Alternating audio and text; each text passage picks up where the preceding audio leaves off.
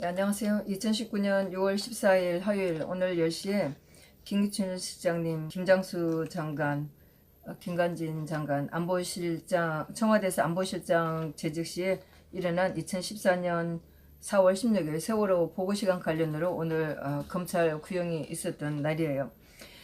세월호 사건 당일 대통령께 보고하는 시간하고 횟수를 조작했다고 해서 기소된 사건이에요. 그런데 이제 김관진 장관은 5월 말경에 임명이 됐었고 6월 달에는 업무 인수인계를 하게 됐었고 정식으로 7월 1일부터 근무를 하게 됐는데 실제로 세월호 사건 이 보고 시간하고 관련이 없어요. 그래서 저는 뭐 재판에서 잘 듣지도 않고 그랬는데 국가위기관리 컨트롤 타워가 청와대라는 내용의 대통령 훈련에 적법한 절차를 거치지 않고 무단 변경한 혐의, 공용 서류를 변경한 혐의로 재판에 넘어졌다고 하는데 뭐 이분은 재판에 관련이 없기 때문에 그렇게 많이 나오진 않고 그렇게 했었어요. 저도 뭐 그렇게 이분도 관련 없다고 생각했기 때문에 이 세월호 관련들은 별로 이렇게 중요하게 되지는 않았었어요. 근데 어쨌든 이제 검사가 최종 의견을 얘기를 하면서 구형을 때렸어요. 김기춘 시장님이 징역 1년 6개월, 김장수 안보실장 당시 안보실장 2년 6개월, 또 김관진 안보실장 2년 이렇게 때렸는데 검사가 처음에 이제 시작하면서 최종 의견이라고 얘기를 하는데 들으면서 진짜 너무 어처구니 없었어요. 그러면서 이 사고는 무능하고 부실 대응을 했고 늦장을 숨기기 위해 대국민 사기극이라고 이렇게 얘기를 하면서 그리고 거기에 대한 잘못을 피하고 숨기려고 국민을 속임수와 거짓말로 현혹을 했다. 예, 이렇게 하면서 국민을 속여서 허위 공문서를 작성을 했다. 이렇게 얘기를 하는 거였어요. 그러면서 그러면서 이런 범죄를 저지르고 대통령한테 신속하게 보고를 했다고, 아주 대응 잘하고 일 처리 잘했다고 이런 식으로 했다고. 그러면서 이것이 국민들을 손바닥으로 하늘을 가리는 격이고 고양이 그림을 호랑이라고 우기는 격이라고. 그러면서 국민을 뭐 속인 데 대해서 형사는 책임을 져야 된다 이렇게 하는데 말은 청산유수를 엄청 잘했어요. 엄청 잘하는데 지금 문재인이가 사고 난 것에 대해서 한번 책임진 거였어요? 뭐 제대로 한 거 있었어요? 사고가 났다면 무슨 일이 났는지 전부 다 입막음해갖고 그 피해자들이 한마디도 못하게 하고 정말 이해할 수가 없어요. 다 그 무슨 사고가 굉장히 많이 나고 이해가 안 되는 건데 그 사람들에 대한 얘기가 하나도 안 올라와요. 언론이 입을 꽉 막고 있고 그 사람들 어디로 갔는지 사고가 나서 보상을 받았는지 한 개도 안 올라와요. 어떻게 처리를 했길래. 하여튼 그러면서 검사들이 아주 대단한 문장을 읽어대는데 저는 욕밖에 안 나오더라고요. 그다음에 김기춘 실장님의 변호인이 최후 변론을 했어요. 공무서에 들어가는 팩트가 아닌 표현만 수정을 했고 회의에서 같이 검토하고 마무리 진술을 한 것을 가지고 허위 공무서를 작성했다고 지금 이렇게 얘기하는 거예요. 검찰이 비서실 업무 보고 간행을 무시한 채 무리한 수사를 했다고 이렇게 얘기를 하고 허위 공무서라고 하면서 객관적 사실이 굉장히 결여가 됐다. 그러면서 뭐 이렇게 객관성도 허위 공무서를 했다고 하는 이런 객관적인 사실이 결여됐기 때문에 이건 무죄라고 주장한다. 뭐 정우성 비서관의 정리라든가 그 밖에 사실관계를 봐서도 너무나 무리한 수술을 했고 사실관계가 없다. 이렇게 얘기를 하면서 뭐 그전에 이제 증인으로 온 사람도 하는 얘기가 이게 뭐 허위 공무서 작성한 게 이게 무슨 그렇게 죄가 되냐? 그리고 이게 무슨 죄가 되냐고 지금 여기 재판받고 있는 사람들은 절규를 하고 싶다. 피고인들 정말 억울하다. 이제 이렇게 얘기를 하셨어요. 그러면서 김기춘 시장님 81세 고령이다. 화이트리스트로 지금 재판을 받고 지금 수감 상태로 그렇죠. 블랙리스트로 구속 만기돼 갖고 작년 8월 6일 날 풀려났다가 화이트리스트로 10월 5일 날 또 선고 받으면서 법정 구속이 돼 있죠. 그래서 구치소장뿐만 아니고 4명의 의사들이 돌연위원사가 있다 이렇게 얘기를 하고 또한 재판받으면서 굉장히 스트레스 많이 받고 있다. 그러면서 이제 뭐 고려를 해달라고 이제 이렇게 얘기를 했었고 그다음에 김장수 전 장관님 안보실장님 변호인 이제 얘기를 했어요. 보고 시간을 7분 당겼다고 허위 공무선을 작성했다고 하는 게 너무나 어이가 없다.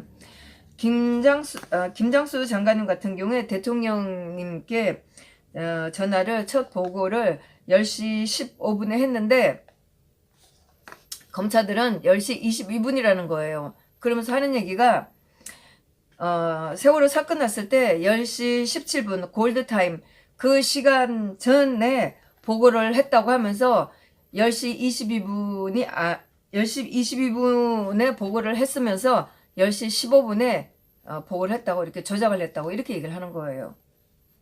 그러면서 이제 김장수 장관 안보실장께서는 검찰이 적법 절차의 원칙을 앞장서서 위반한 것으로 부실 추승이자 보고시간 7분 앞당기다. 이것이 허위문서 작성이라고 하니 어이가 없다. 그리고 이분들이 이 검찰이 주장하는 범행 동기라는 것도 너무 어이가 없다는 거죠. 그러니까 그 골든타임 10시 17분보다 더 빨리 보고를 했다고 허위로 10시 15분에 보고를 했다고 이렇게 검찰이 주장한다는 이것이 너무 어이가 없다는 거죠. 그래서 이분이 하는 얘기가 사실 10시 15분에 전화를 해서 전화를 하다 보면 2분, 3분, 7분이 되고 전화가 한 3분 정도 하면 전화가 끝나면 10시 18분이다. 이렇게 얘기를 하셨어요. 그러면서 이분이 하는 얘기가 이 수사는 망신 쪽이 수사이다.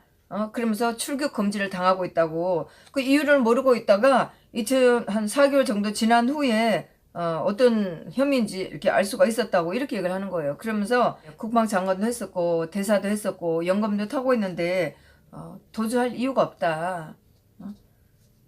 그러니까 검찰이 10시 15분에 통화가 없었다고 이렇게 허위라고 이렇게 하는데 그러니까 검찰들이 이거를 하나도 입증을 못했다는 거예요. 그러면서 그 안보실장을 그만두고 나왔을 때 핸드폰에 통화한 내역을 봤을 때 그 중에 3개가 행정안하고 일치를 한다는 얘기가 있었어요. 그리고 이제 그 다음에 김관진 전 안보실장이 변호인이 얘기를 했는데 사실은 이분은 뭐 이 재판하고 별로 관련이 없으니까 그러면서 이제 변호인은 세월호 사건에서 아무런 책임을 질 위치 있지 않았었다. 그리고 또 면책을 저지를 어떤 이유도 없다. 그러면서 무죄를 이제 주장했었고, 이분은 뭐 그렇죠. 세월호 사건에 대해서 당시에 청와대에서 근무를 하지 않았기 때문에 아는 바가 없다. 이렇게 하면서 이제 무죄를 주장하고 그랬었죠. 그러고 나서 이제 피고인 최후 진술을 했어요. 뭐 다들 뭐 짧게는 하셨어요. 김규진 시장님 같은 경우에 뭐 의례적인 인사말을 하고 난 다음에 대통령을 제대로 보필하지 못한 책임을 통감한다. 검찰은 근거도 없이 대국민 사기극을 위해 허위 공문서를 작성했다고 또 행사했다고 매도를 했다. 검사님도 다 애국하는 심정으로 직무에 열심인 것을 이해하지만 나도 누구 못지않게 애국심으로 45년 이상을 성실히 공직에 종사해왔다. 그러면서 저는 결코 국민을 기만할 의사를 갖고 있지 않았다. 국회 대비 예상 준비 답변을 했었고 국민을 기만할 의사를 갖고 있지 않았었고 공문서를 허위로 작성하거나 시킨 일이 없다. 그렇기 때문에 그래서 이 사건에 대해서 저로서는 억울하다는 생각이 든다. 그동안 현출된 증거를 검토로 정의로운 판결을 해주실 것을 악망한다. 이렇게 얘기를 하셨고 혹시라도 제게 잘못이 있다고 판단이 된 경우에도 늙고 병든 피고인이라는 입장을 감안해서 관용과 자비를 베풀어 주길 바란다. 이렇게 얘기를 했는데 뭐 울컥했죠. 그러고 나서 이제 김장수 장관님 최후 진술이 있었고요. 10시 17분은 골드타임이 아니었기 때문에 고려사항이 아니었고 그렇죠. 이분들이야 그거 나중에 그 보고서가 나중에 올라온 거고 이분들이 뭐 청와대에서 일할 때 10시 17분인지 뭔지 뭐 그걸 알고 전화를 하고 그렇게 했었어요. 그러니까 이제 이분이 이제 10시 17분은 골든타임이 아니었기에 고려사항이 아니었고 나를 포함한 안보실 직원 누구도 사실을 왜곡하거나 보고를 조작하지 않았다. 재임 기간 중 뭐 이런 일로 기소된 것은 뭐 부덕이자 책임이라고 생각하지만 일체 거짓으로 진술한 적이 없다. 이제 이렇게 얘기를 하셨어요. 물론 이분도 자기가 이런 재판 같은 거 처음 받아보기 때문에 검찰이 묻는 거에 대해서 제대로 확인해 주지 못한 그런 책임은 있다고 아마 검찰이 묻는 것에 대해서 제대로 답변을 못했기 때문에 아마 지금 와서 그 10시 15분, 17분, 22분 이런 게 있는데 그 검찰이 조사할 때하고 재판 과정에서 또 재판 과정을 이끌어 나간 데서 신문을 달리하니까 이분이 좀 명확하게 얘기를 못한 부분이 있었다고 그러면서 그게 나중에 이제 검찰이 지들 맘대로 시간을 그렇게 했다고 하는 이제 그런 빌미가 됐다고 이제 그런 이제 후회를 잠깐 얘기를 하시더라고요. 어쨌든 재판을 처음 받아보니까 어느 때 어떻게 조정을 해줘야 될지 그거를 정리를 못해서 좀 놓친 부분이 좀 있었다고 이런 식으로 좀 얘기를 했었고, 그 다음에 이제 김관진 장관님 안보실장 같은 경우에는 사관 학교를 졸업하고 약간의 나이로 평생을 나라 지키는 일을 했다, 뭐 이런 개인적인 얘기를 하셨고, 그 다음에 대통령 훈련을 변경한 것은 상위법과 일치시키고 명확한 용어로 혼란을 줄여 다른 위기에 대비하고자 한 것이라 이제 이렇게 했다고 했는데 지금 뭐 열심히 받아줬긴 했지만 내용은 사실 좀 어려운 거였었어요. 그래서 이미 그 당시에는 세월호 사건이 여러 문제점이 다 드러났고 그렇기 때문에 뭐 책임을 모면할 생각은 하지 않는다, 이렇게 얘기를 했는데, 하여튼 뭐 검찰이 처음에 이제 검찰이 그 최후 의견이라고 하면서 얘기를 했고, 검찰이 3명이 나오는데 그 중에 이제 한 명이 용선진이고 뭐 뚱뚱한 놈도 있었고 또 안경 낀 놈도 있고 저 구병 그렇게 했는데, 뭐 그전 재판에서도 다른 대통령 재판에서 나오긴 했던 대통령 용성진은 대통령 뭐 삼성 이렇게 재판이 나왔는데 다른 두 인간들은 아마 그 뭐 다른 재판에 나왔었을 거예요. 그러면서 이제 각 검찰들이 돌아가면서 김기춘 시장님에 대한 거, 또 김관진 시장님에 대한 거, 또 김장수 장관에 대한 거를 하나씩 돌아가면서 또 뭐 그 자기네들 말하는 그런 거에 대해서 굉장히 또 길게 설명을 했어요. 그래서 재판이 12시 뭐 반 전에는 끝난다 이렇게 했는데 거의 1시 돼서 이제 끝났어요. 뭐 검사들이 한 게 좀 길었어요. 뭐 어쨌든 자기네도 말도 안 되는 거 같고 쟤를 때려야 한다고 생각을 했겠죠. 그렇게 하는데 이제 처음에 제가 앞에 자리에 앉았었는데 앞에 앞자리에 제 이제 앞에 옆에 자리에 한 남자가 있었고 저쪽으로 한 남자가 있었고 여자가 있었어요. 그런데 제가 보지 않은 얼굴인데 여자는 좀 이쁘게 생긴 남자는 아무리 봐도 좀 수상했었어요. 그래서 제가 그 재판에 오시는 분한테 저것들이 자파 아시냐고, 저것들이 자파 같다고 그러니까 기자들이라고 이렇게 얘기하시는 거예요. 근데 아무리 봐도 적는 것도 없고 생김새도 또 제 앞에 옆에 있는 남자는 생긴 것도 뭐 자파처럼 생겼어요. 그래서 아무래도 제가 중간에 다시 노트에다가 자파라고 그러니까 또 그 제 옆에 있는 재판에 오시는 분이 아니라고 또 기자라고 또 손바닥에 쓰시는 거예요. 이제 그런데 저는 이제 의심을 가지고 있다가 그 검찰들이 하는 듣고 재판을 다 듣고 나오는데 속으로는 부글부글 끓었죠. 검사들이 하는 그 말도 안 되고. 그런데 이제 최근에 그 헝가리에 침몰된 사건을 보면 그 사건으로 관련된 기사가 나온 걸 보면 청와대에서 사고가 났다 해서 바로 지시를 내릴 수 없다는 게 상식이다, 이런 기사에 이런 말이 올라온 거 있었어요. 저는 그 말을 듣고 진짜 너무너무 어처구니가 없더라고요. 아니 왜 문재인은 그렇게 해야 되는 거 아니에요? 사고가 났든 보고서 올라왔든 문재인은 신출 기물로 아니에요? 다 막아야지 사고를. 그래갖고 검사들한테 어떤 말을 써줄까 막 계속 하고 있었죠. 또 뭐 처음에 이제 검사가 최종 의견이라고 얘기할 때 국민 대사기극이다 기만했다 이렇게 할 때, 야 문재인보다 더 기만한 인간이 어디 있냐 막 이런 말도 막 쏘아주고 싶고 막 생각은 여러 가지를 막 하고 있었어요. 그러고 있다가 이제 재판이 끝나고 이제 나왔는데 김기춘 시장님이 뭐 굉장히 어떤 부분 중간중간에 굉장히 힘든 표정으로 고개를 숙이고도 있고 눈을 감고 이제 기대는 자세를 있기도 하고 굉장히 힘들어는 하셨어요. 재판이 끝났는데 또 판사가 발딱 일어나서 가르지는 않더라고요.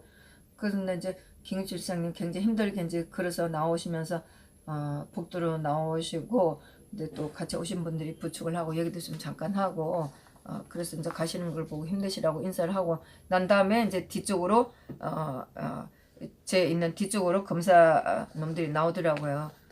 그래서 검찰들에게 소리를 좀 쳤죠. 사실 뭐 좀 뭔가 확 아주 시원하게 확 해야 되는데 잘 안 나올 때가 많아요.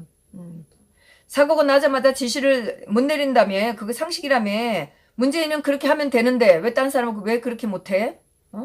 사고가 나면 바로 지시 내려야지. 창피한 줄 알아. 검사들은 이걸 재판이라고 하고 있어? 소리 질렀죠. 그랬더니 용성진이가 계단으로 내려가다 뒤를 쳐다보긴 했었죠. 뭐 재판장에서 저는 그 인간을 계속 째려보고 있었고 제가 재판에 많이 왔으니까 뭐제 얼굴은 알겠죠. 뭐 특별한 의미 없이 아마 뒤돌아 봤을 거예요. 그래가 저도 뭐 좀 어리버리하게 좀 쏘아주긴 해도 확 그냥 깨끗한 문장을 확 쏘아줘야 되는데 그렇게 좀 하지 못한 건 좀 아쉬웠었어요.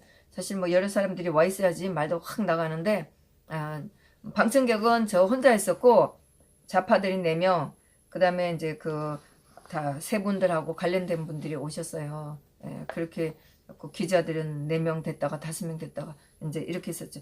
그리고 이제 검사들 내려가고 있는데 그 뒤에 그 좌파연 그것들이 4명이 이제 나왔어요. 제 뒤쪽으로 해서 나왔는데 제가 이제 보지 못한 제 이제 뒤쪽에 있어갖고 제가 보지 못한 키 큰 여자애가 나왔는데 가방에 노란 리본이 달려있는 거예요. 그러면 그렇지. 이것들이 좌파 아니면은 우파가 오늘 재판에 올 리가 없어요. 오늘 뭐 재판에 또 많이 오지도 않지만 오늘 또 변희재 씨 그 타블릿 PC 가지고 기자회견을 했기 때문에 뭐 여기 재판에 올 정도 있는 사람들은 글로 갔지 이 재판에 오진 않았었어요.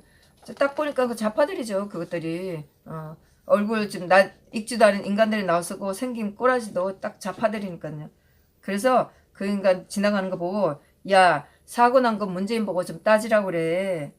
문재인 보고 구하라고 그래. 그래서 한가리에 사고 난 것 때문에 사람 보냈냐? 그만 좀 물고 늘어져. 창피한 줄 알아야지. 너들 뭘 확인하려고 왔어? 뭘 확인하려고 왔어? 창피한 줄 알아.